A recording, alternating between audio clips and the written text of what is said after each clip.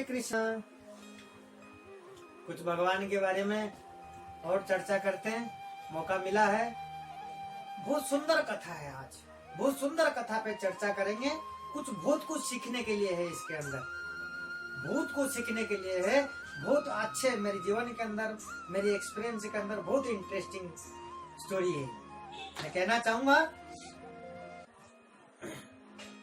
जवानी का जोश और बुढ़ापे का तजुर्बा।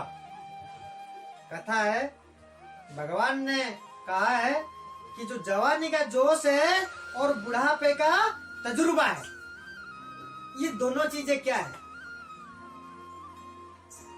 दोनों चीजें के अंदर अंतर क्या है, भगवान ने किस तरीके से इसको दर्शाए, इसमें समझने के लिए है। एक बार एक ट्रेन जा रहा था, ट्रेन के अंदर एक बगी के अंदर, एक सीट के बक्स के अंदर उसके अंदर 10-12 लड़के थे, 10-12 लड़के थे। तो इस स्टेशन के एक स्टेशन आया, एक स्टेशन पे एक भक्त वृद्धा अवस्था है, तो वो स्टेशन पे चढ़ के जा करके उसी बगी के अंदर इनका सीट का नंबर था, जिस ग्रुप के अंदर वो लड़के बैठे हुए थे। तो वो भक्त जो वृद्धा अवस्था में थे, वृद्धा थे, वो जाकर के वहां बैठे और बैठते ट्रेन के अंदर तो कुछ काम होता ही नहीं है, सब बैठे बैठे बोर होते हैं। और ये तो भक्त है, ये तो बोर हो ही नहीं सकते। भक्त कभी बोर नहीं हो सकता। भक्त को कभी भी जीवन के अंदर समय मिलता है, वो कभी भी कुछ भी पढ़ लेता है, भगवान के बारे में सोच लेता है। जितना भी समय मिले कभी वो बोर नहीं हो सकता। मेरी एक्सपीरियंस है, इस समय के अंदर मेरे जीवन में इतना समय मिला, मैं कभी भी एक दिन मुझे महसूस नहीं हुआ कि मैं आज बोर हो गया। तो उसी वैसे क्या हुआ, वो भक्त थे, वो ट्रेन पे चढ़ के गए और जैसे बैठने चालू किए तो उन्होंने अपना माला जपना चालू कर दिया, सीताराम सीताराम करके उन्होंने अपना जप चालू कर दिया। बोले बैठे बैठे टाइम को वेस्ट करूं, क्यों नहीं भगवान को याद करूं मैं। तो वो सामने जो थे वो लड़के थे, नाम ही लड़के मतलब हमेशा लड़ाई। तो लड़के तो हमेशा वही काम है, जवानी की जोश है लड़कों की।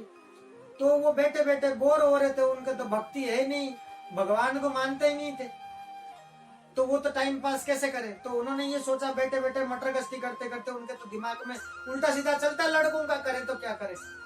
तो बैठे बैठे ये लगाए कि जिद लगाए कि ये गेम खेले। बोले अपन ये बगी का चैन खींच लेंगे, चैन खींच करके आज ये पट्टा खींच करके ट्रेन को रोकते मजाक में। दूसरा बोला कैसे रोकेगा, पेनल्टी लगेगा। सबने सपोर्ट किया, सही बात है। बोले कितना पेनल्टी लगेगा, तो लड़कों के अंदर एक लीडर था, बोले कितना लगेगा, बोला कोई 500-700 रुपए लगेगा पेनल्टी। बोले ठीक है, तो हमें इतने लड़के सब कलेक्शन कर लेते हैं, पेनल्टी लगेगा तो इकट्ठा कर लेते हैं। इकट्ठा करने के बाद सब जो 10-12 लड़के थे, तो कोई 200 दिया, कोई 100 दिया, कोई 50 दिया, कोई 300 दिया। ऐसे इकट्ठा करते करते 2000 रुपए इकट्ठा हो गया। और वो 2000 रुपए जो इकट्ठा हुआ, जो उस लड़कों के बीच में जो लीडर था, जो मेन था, उसके जेब में डाल दिया। बोले ले ये पैसा रख, अब करते। तो उसके अंदर ग्रुप के अंदर एक लड़का और था, ज्यादा चालाक था। वो बोलता है कि पैसा देने की क्या जरूरत है, चेन खींच देंगे और हमारे सामने जो बुढ़ा बैठा हुआ है उसके नाम ले लेंगे कि इन्होंने खींचा। हम तो एक साथ ही 10-12 जन है, हमारे कहना सुनेंगे, इसके क्या सुनेंगे, इसके नाम दे देते। वो ये सुनते ही वो भक्त वृद्धा आदमी, तो उन्होंने सोचा, उन्होंने उनको कहा कि क्यों मुझे परेशान करते हो, मैं भक्त हूँ, मैं भगवान के नाम ले रहा हूँ, मेरे को क्यों परेशान करते हो। हाथ जोड़ के निवेदन किया। उन्होंने सुना ही नहीं, हंसते और इसके ऊपर हंसने लगे। बोले बड़ा मजा आएगा, ये गिड़गिड़ाएगा, अपने पास हाथ जोड़ेगा और मजा आएगा, चैन खींचेगा और इसके नाम ही लेंगे। सारे के सारे लड़कों ने प्लान बनाया इस तरीके से। उन्होंने भक्त ने, वृद्धा ने हाथ जोड़ के निवेदन किया, लेकिन किसी ने भी नहीं सुना। तो कुछ ही समय के बाद ट्रेन का चेन का पट्टा खींचते हैं, तो ट्रेन का पट्टा जब चेन खींचते हैं तो ट्रेन तो रुकना पड़ता ही है। जब रुक गया तो स्पेशल टीम जांच करते हुए उधर से आया कि किसने खींचा, किस बगी ने क्यों खींचा। जब स्पेशल टीम ने जब जांच करते हुए आया, इन लड़कों ने आगे बढ़ के जाकर के बुला के लिया है। बोले हमारी को पता है किसने खींचा, इन्होंने खींचा, ये बुढ़ा ने खींचा। तो इन्होंने सोचा, भक्त ने, वृद्धा ने सोचा कि अब क्या करूं, मैं ना करूंगा तो वो तो मानेंगे नहीं क्योंकि 10-12 लड़के हैं, मेरा अकेला के तो सुनेंगे नहीं। सही बात है, तब तो क्या कर सकता हूं, अब तो कोई चारा तो है नहीं। तो उन्होंने आया, उनको बुला के लिया, बोले इन्होंने पट्टा खींचा। तो जो स्पेशल टीम था जो ट्रेन का, तो बुद्धा से पूछते हैं भक्त से, आपने क्यों खींचा? बोले वो क्या करें, भगवान ने ऐसा विडम्बना कर दी। बोले क्या हुआ? बोले अब मैं क्या बताऊं, मेरे पास जो पैसा था तो उन्होंने चोरी करके, इन लड़कों ने छीन करके रख लिया 2000 रुपए अपने पास में, और तो उन्होंने सामने हुआ था। बोला आप इस लड़के की जेब में चेक करो, मेरे पास जो पैसा था उन्होंने छीन करके, जबरदस्ती करके उन पैसों को ले लिया, वो देखो उनके जेब में रखे हुए 2000 रुपए मैंने इकट्ठा करके रखा था, उन्होंने मेरे से छीन के ले लिया, मेरे पास कोई चारा था ही नहीं, मैं चेन का पट्टा खींच लिया, मैंने कहा यहीं उतर जाऊं, अब क्या करूं। तो फिर वो जो स्पेशल टीम था, पुलिस का टीम, उस लड़कों को सबको डांटा और फीता लगा करके उनको पकड़ करके ले गए, और वो 2000 रुपए अपने भक्त वृद्धा के पास आए, 2000 रुपए बैठे बैठे आए उनके पास। तो लड़कों ने, एक लड़कों ने, मतलब अरे बहुत एक लड़कों ने पुलिस के सामने क्या बोलता है, आपने अंकल जी आपने बहुत साहस किया, आपने बिल्कुल ही सही किया, आपने बता करके इन्होंने आपका पैसा ले लिया, बिल्कुल ही सही किया। एक तो तारीफ करता है, दूसरा यूं गर्दन हिला करके उनको इशारा करता है, तो रुक अभी हम देखेंगे तेरे को। फिर जब वो घूम करके ट्रेन से बाहर निकल के जाते हैं, खिड़की पे इशारा करके यूं सारे के सारे यूं ही करते कि अच्छा फंसाया तूने, मतलब वो मुंह में बटर बटर करके बोलते ना, ऐसे इशारा करके जब बोलते हैं उनको, तो वो भक्त क्या करता है, तो सफेद दाढ़ी थी और दाढ़ी पे थोड़ा यूं हाथ लगा करके यूं फेरता है, सोचता है ऐसे बाल तो ऐसे सफेदी थोड़ी हुआ है। तो ये कहते हैं उन लड़कों को इसी तरीका से सबक मिलता है। तो इसीलिए कहते हैं जवानी का जोश और बुढ़ापे का तजुर्बा। जो जवानी होता है और जो बुढ़ापा का तजुर्बा होता है, जीवन बिताते हुए जो सीख मिलती है, जो वो कहते हैं ना गांव के अंदर कि जो बड़े आदमी जो बोलते हैं उनके कहना सुन लो, तो ये होती है बुद्धिमान। तो इसी तरीका से तो जवानी और बुढ़ापा पे और एक छोटा सा कहानी सुनाता हूँ, बहुत मजेदार है। ये गांव के अंदर एक पिताजी ने अपना बेटी ब्याह देने के लिए ऐलान किया कि मैं मेरी बेटी ब्याह दूंगा, लेकिन एक शर्त है, तो उस बारात के अंदर जो भी लड़का आएगा उसके बारात लेकर के आएगा लड़कों की तरफ से, तो उस बारात के अंदर कोई बूढ़ा नहीं आना चाहिए। एक मतलब पिता है, उसके बेटी थी गांव के अंदर, तो उसके बेटी को ब्याह देने के लिए ऐलान करता है, वो गांव के मुखिया था, ऐलान करता है कि मैं बेटी को ब्याह देना चाहता हूँ, जो भी दूल्हा आता है ब्याह करने के लिए, एक मेरा शर्त है, मैं उसी से ही शादी करवा दूंगा, लेकिन कोई भी बुरा नहीं आना चाहिए उस बारात के अंदर। तो एक लड़का बिल्कुल बराबर का उनके घर के बराबर का जाति का, तो ऐलान आता है, फिर तय होता है कि मैं शादी करूंगा और बारात लेकर के आएंगे, कोई नहीं आएगा, क्योंकि उस मुखिया की लड़की, गांव की मुखिया था, वो सुंदर थी, तो ऐसे तय होता है। और जो लड़का जो था, लड़के की जो नाना था, वो अड़ गया, बोले कैसे नहीं, मैं तो जाऊंगा, नहीं तो शादी नहीं हो।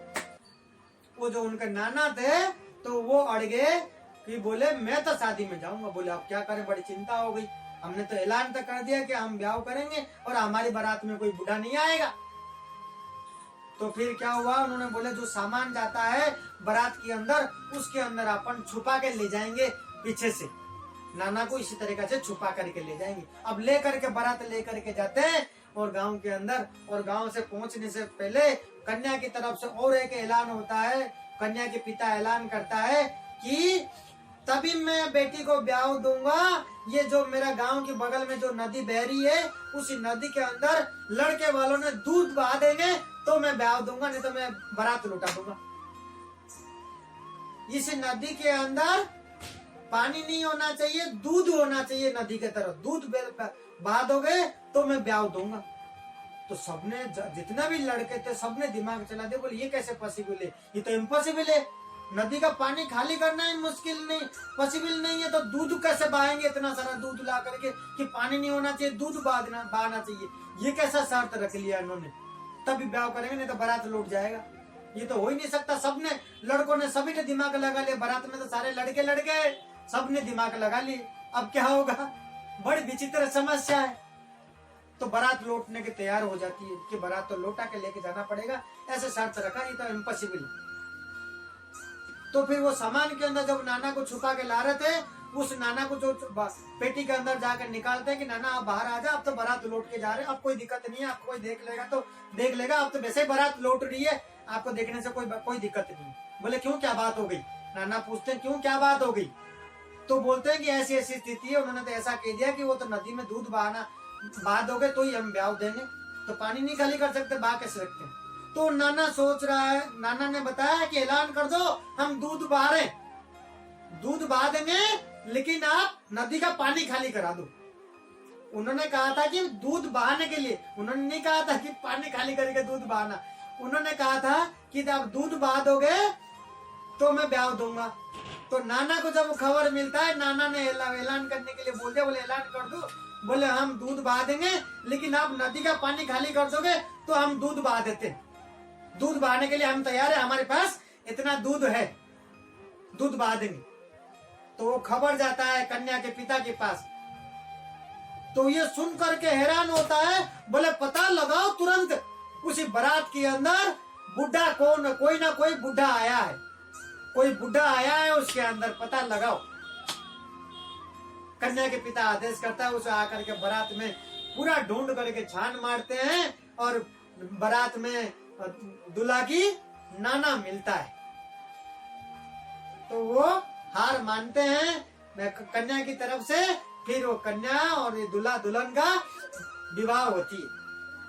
तो इसी तरीके से कितना भी जवान होते हैं, जवानी में तो जो बुढ़ापा होता है, जो वृद्धा होते हैं, जो उनका तजुर्बा है, जवान मतलब उनसे कभी जवानी आगे निकल करके बुद्धि में कभी नहीं जा सकता है। ये जवानी और जोश की कथा है।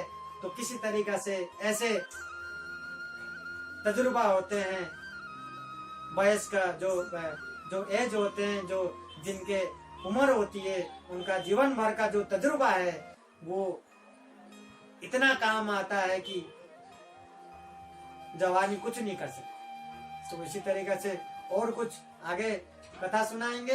हरे कृष्ण।